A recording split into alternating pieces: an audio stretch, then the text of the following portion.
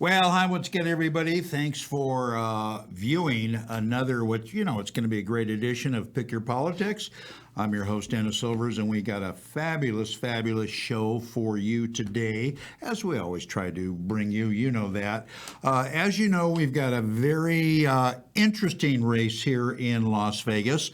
We have a race for the mayor of Las Vegas. Mayor Goodman, Carolyn Goodman, is termed out, so we need to find a new mayor. And there are a number of candidates that have already jumped in the race, so to speak, and they want to become the mayor. And like I have said before, with other people that have been on the show, if you're going to be mayor, okay, and I'm not knocking any other place in the country, but if you're going to be in Summerville, Idaho as the mayor, that's great. But what you want to be is the mayor of Las Vegas. Why? Because that's got a hell of a lot of cachet. Las Vegas has got a lot of cachet. A lot of stuff going on here in Las Vegas and in southern Nevada as a whole. And this is the place that you want to be in. It is a very big responsibility for whoever ends up being the mayor of Las Vegas, and we have one heck of a great candidate for you on the show today. We're very, very pleased to have her. Let me tell you about our special guest, Victoria Seaman. She is a former Republican member of the Nevada Assembly, serving from 2014 through 2016. She was the first Republican Latina ever elected to the Nevada Assembly, choosing not to seek re-election to the Assembly. Victoria was the 2016 Republican nominee for District 6 for the Nevada State Senate, barely, and I mean barely, losing to Democrat Nicole Cannizzaro. 2017, Victoria entered the race for Nevada's 3rd congressional district, but dropped out of the race after she found out a good friend of hers and friend of mine also, as well as his wife, Danny Tarkanian, decided to run. Victoria was elected to the Las Vegas City Council for Ward 2 in mid-2019, where she remains to this day. And she has declared her candidacy, as mentioned before, for into the mayoral race for Las Vegas. Anyway, Councilwoman, great to have you on. I know that you're busy as all get out, and I appreciate you taking the time. Thank you so much for having me, Dennis. My pleasure. Let me start it off with this. Before we get into the actual interview, I want to commend you on something. I am a huge animal lover, animal advocate, especially for dogs. And I want you to tell our viewers about why and what's going on with this proposed legislation that you've got going with backyard breeders. Well, that was an ordinance that I brought forth to the City Council, and we actually passed that, Great. 4-3 last week. A very tough issue because I didn't have a lot of support. And it is one of the main reasons, the backyard breeding, that we're having so many rescues that are overwhelmed because for decades, the Animal Foundation has been in a crisis. Right. It is a disaster. And I've taken on that tough issue because I want to be that voice for the voiceless. And our animals, as I always tell my staff, it's the luck of the draw. We can make a choice, but they don't have that choice. Right. And Exactly where they right. end up has no bearing on them. Exactly right. So that's why I'm a big voice for them. And I think it's great. And like you mentioned, all of the facilities, like the Animal Foundation, LEAD, whatever, they are all overwhelmed with animals. They are. And part of it is that there were no laws for backyard breeding. And part of it is because I really believe that we need to look at what we're doing as far as a shelter in the city of Las Vegas. Right. The Animal Foundation hasn't worked for decades. It isn't working. We pay extra money for euthanizations. And this is one of the things that I've realized as a councilwoman is that our contracts have absolutely no teeth with the Animal Foundation. So pretty much once those animals are dropped off, we have no say-so. Right. So those are up in 2026, and as mayor, I will make sure that we do what's right as a city in our purview for our animals. That's great. I absolutely love it. And I'm assuming, and I might be wrong, you have pets? I do. I have 4 dogs, and Great. and I love them dearly. Yeah. They're the best. Yes. They're absolutely. They're loyal. They're loyal, and a lot of people say they're better than humans. And I think in some respects that happens to be true. But anyway. Depends on the animal and depends on the Well, human. that's true. That's true. You've had a goodly amount of political experience, as I mentioned, as some of your opponents have had as well. How do you separate Victoria Seaman from your opposition? Mainly because I've been able to take on the tough issues that politicians won't. I have a keen ability to represent the constituents, and no matter how tough the issue, whether it be Badlands or the Animal Foundation, I have no fear when it comes to representing our constituents. That's my job. Yeah. And it's not about a next election. I have no fear. I will take on the issues that are important to our city, to our constituents. Okay, that's good. Do you, and it may seem like kind of a silly question, but I don't think so. Do you actually get out and about in your ward and chat with the people living there? All the time. Learn about their concerns, Absolutely. and they kind of tell you what's on their mind? Once a month, we have a Breakfast Buzz Ward 2 Biz that we advertise throughout the ward, where constituents come, and we have a little town hall with the Metro, lieutenant from Metro, a lieutenant from the marshal's office, so we can hear about the concerns and Right. issue, and that we can address those issues. I have an amazing team. I picked my own team when I got into the council, and mainly it's those like me who want to service the community, and that has to be their number one priority. So I give a lot of credit to the team that I've assembled, because they care about the community as much as I do. Yeah. Why am I not getting an invitation? Are you just ignoring me? Why don't I get invited to this thing? Where do you have it? Well, we're on Facebook, Twitter, we are on LinkedIn, Okay. Instagram, and also we have a mailing list. You know, we use the Ward 2 city mailing list, but we also have our own mailing list. And no matter where we go and what we do, we ask people if they would like to sign up for that email list. Okay. So, you know, better get you on the email list. Well, you got my card, and Yes. where do you usually have this? Because that's a great idea. A Veterans Memorial right on Pavilion Drive is Okay. where we don't have all of them there. So you have to look at our posts or Right. get our emails. But we do have it every month, not on the same Saturday, but always the same time, Oh, that's 9 great. to 10. That's Yeah. great. We Okay. just had a shredding event right after. Wow. And on April 22nd, we're going to have our 5th Art in the Park. I started this tradition when I got elected, and other council members are now following suit. But I do an Art in the Park where we get local artists to sign up and come to Bruce Trent Park in the fall and in the spring. These are the kind of events where we're able to bring the community together. Right. We are also able to find out what the issues are. Right. Yeah. Right. And that's very important. Yeah. So if I come, I get a little caricature of me or something with these artists? Or it doesn't We don't work that have way? one of those, but I'm Oh. going to look for one now that you brought it up. All right, let's get started. What got you into politics? What is so enamoring about, because it's a tough business, as you know. Campaigning is a tough business. It costs a lot of money, folks, a lot of time. But what got you into politics? It was being a businesswoman, and I felt at one point when I had my last business here in Nevada, it was a bath and body manufacturing and distribution. It was in 2009, and I realized that so many of our electeds had never signed the front of a paycheck. And I was determined to help those running that had a business background, that understood what us small businesses were going through. right. And then I ended up getting recruited at some point, and here I am today. So it wasn't something that I grew up wanting to do. Right. In fact, if you would have asked me 30 years ago or 20 years ago, you're going to be would you ever be in politics? I could never have imagined it. I was a businesswoman, Yeah. but that led me to bring this perspective to the legislature and to the city council. Okay, all right, fair enough.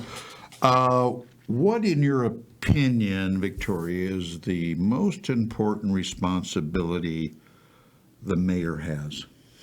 Public safety. I think the mayor needs to make sure that her city is safe. I think the mayor needs to make sure that she is working with all the different entities to continue to keep the community safe. That is my number one priority, even as a city councilwoman. I meet with Metro at least once a month, the captain of Summerlin. I meet every couple months with the captain of the Northwest. Okay. I'm having a town hall this week with our newly elected Sheriff McMahill. It is a priority for the city. And there are so many other things as mayor that I think are important, to continue to make it a prosperous city. There's so many things.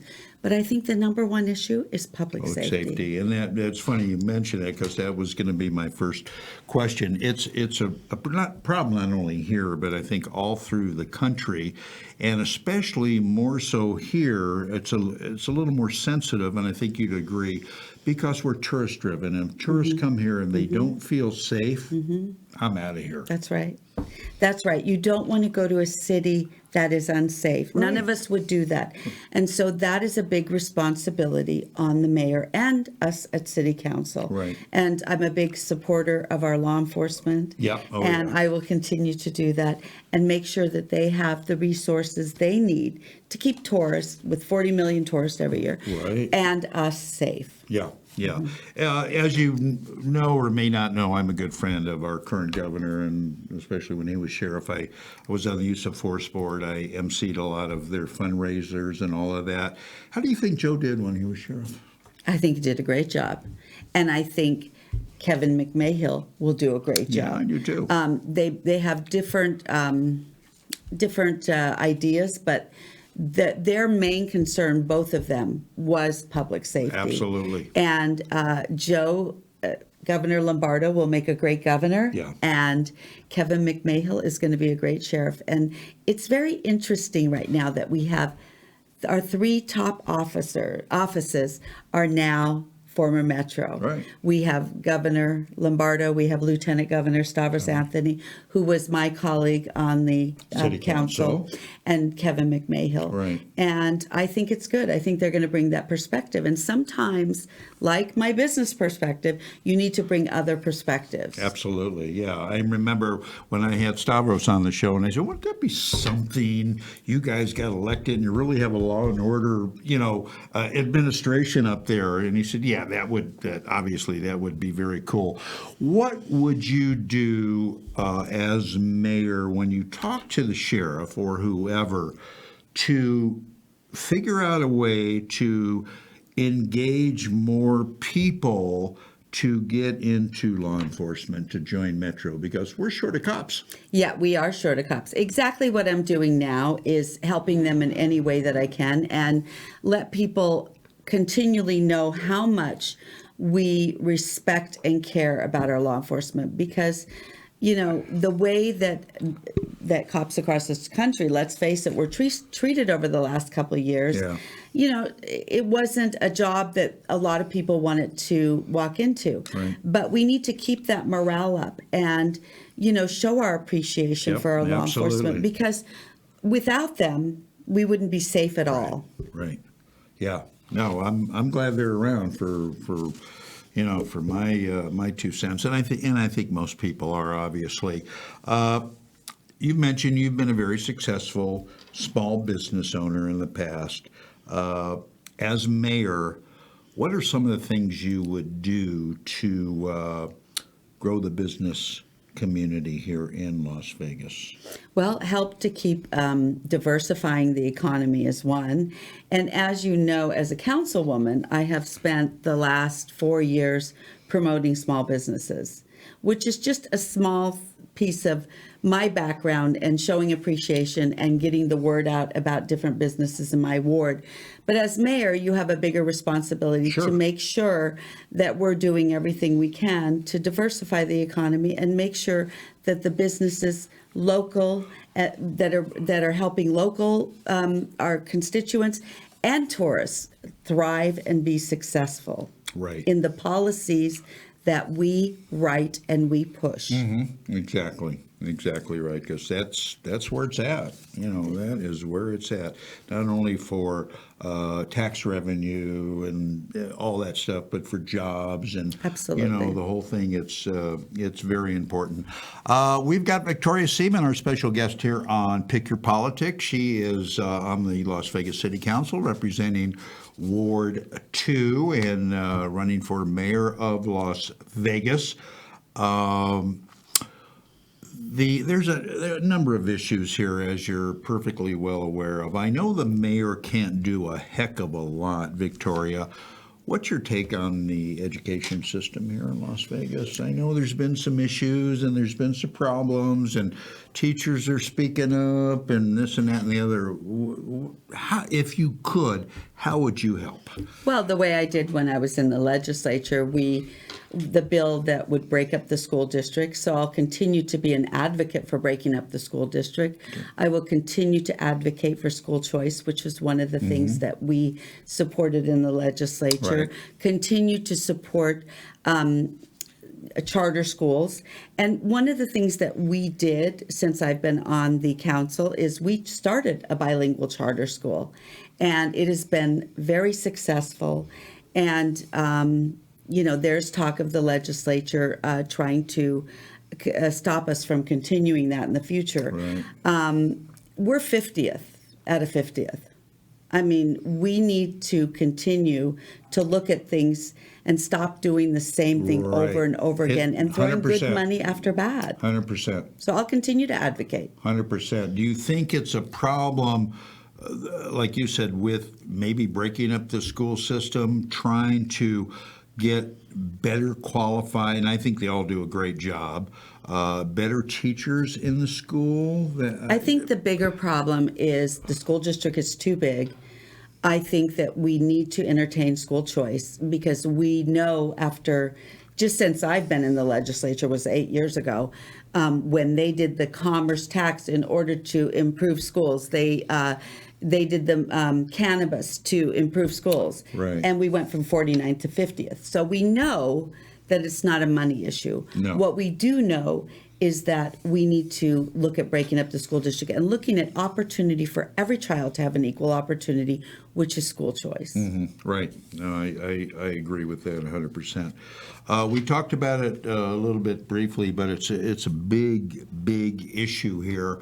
It's a difficult issue to tackle. I've talked to a lot of people on the show and outside of the show about what they would do other than throw money at it. Seems to be the answer for a lot of people, as you know.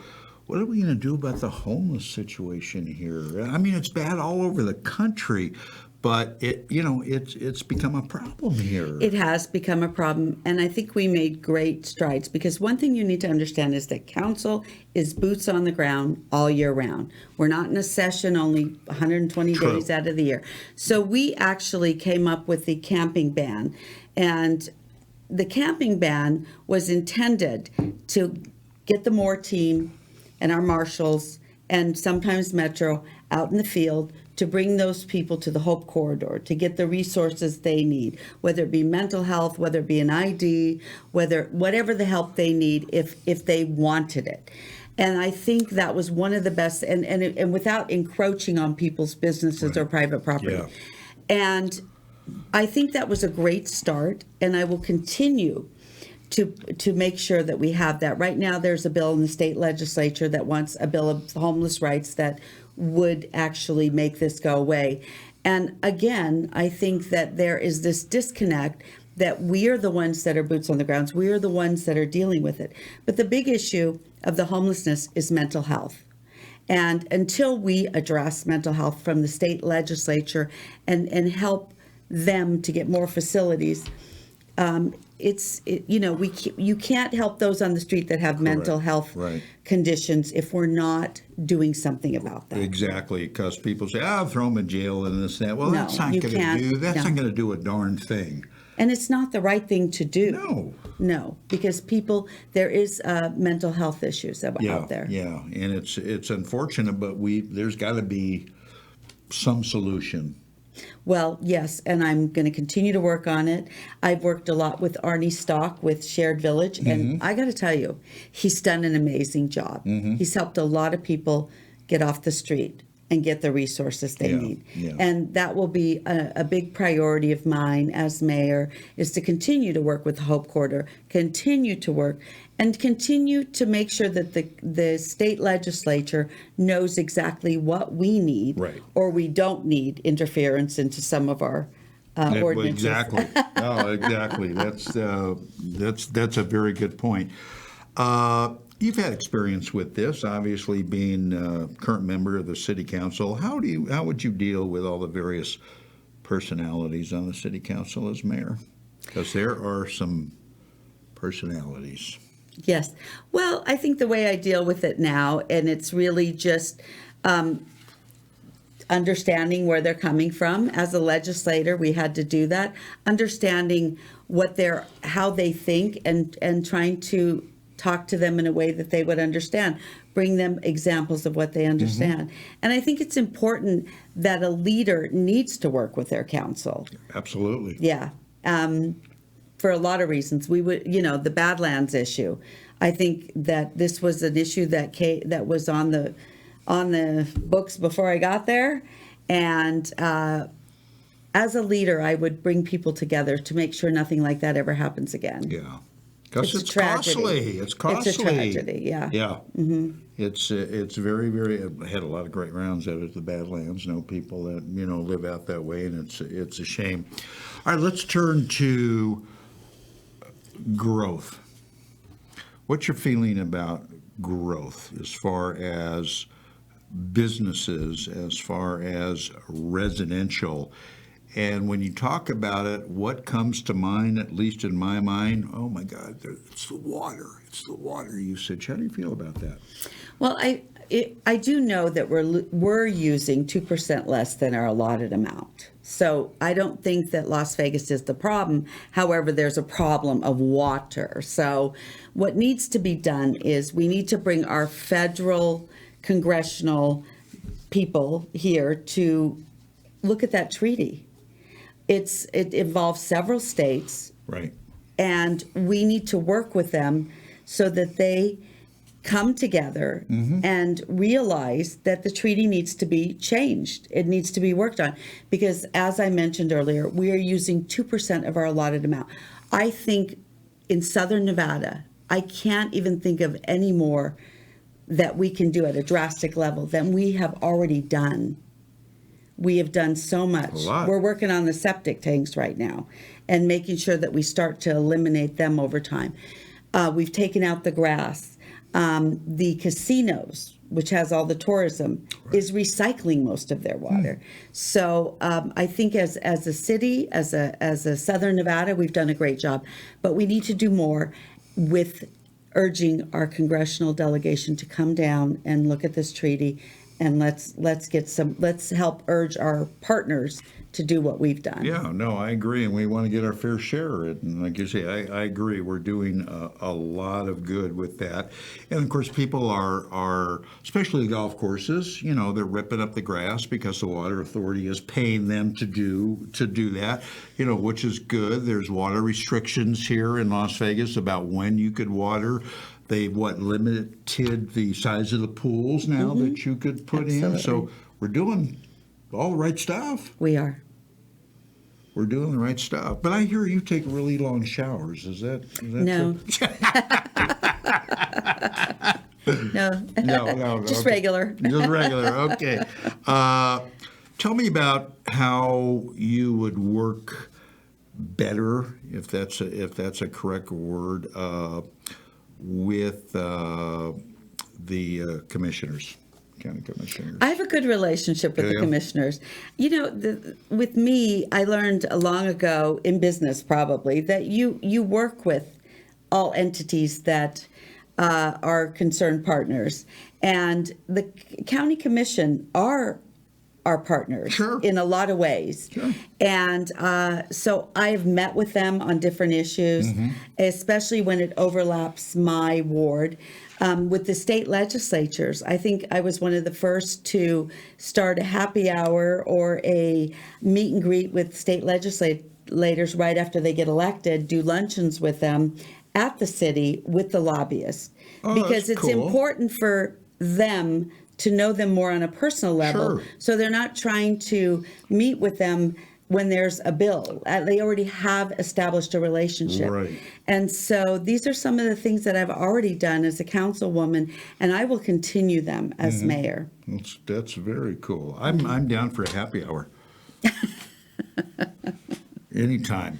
As I mentioned, being in politics, no matter what office you are running for, is a lot of time and a lot of effort. It's a lot of work.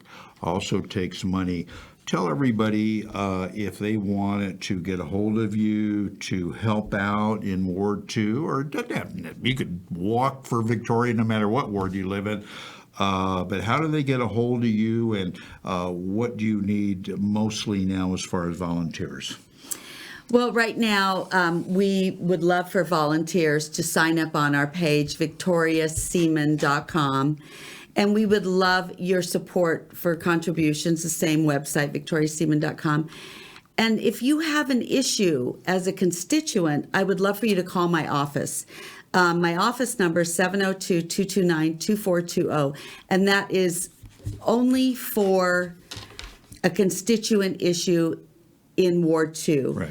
So, yeah, I'm pretty excited about the campaign, and there'll be lots of events that you can come out and meet me, and I'm happy to spend time with you. So Well, just, I was going to ask you about, excuse me for interrupting, I was going to ask you about your schedule. Have you got some fundraisers going on? Have you got some town halls going on that people could come out and meet you? well, on a city level, I have a town hall, calling in a town hall with Sheriff Kevin McMahill, which you can find on my social media this Thursday.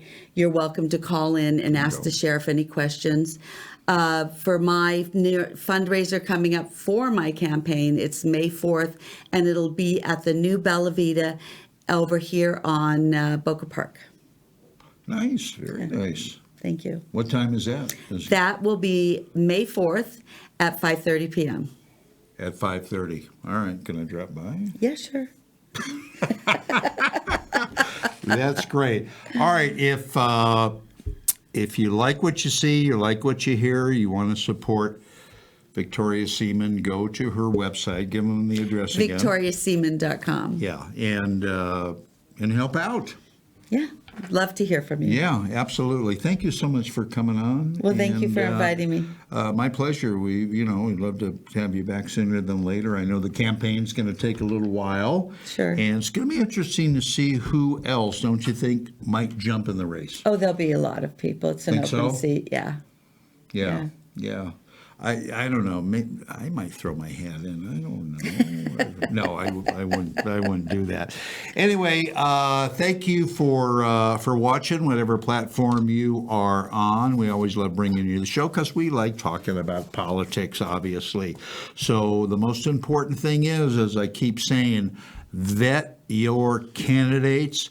And the most important thing is get out and vote. That's what you got to do. So that's going to wrap it up for this edition of Pick Your Politics for Victoria. I'm Dennis Silvers, and we will see you back next time. So long, everybody. Thank you for having me.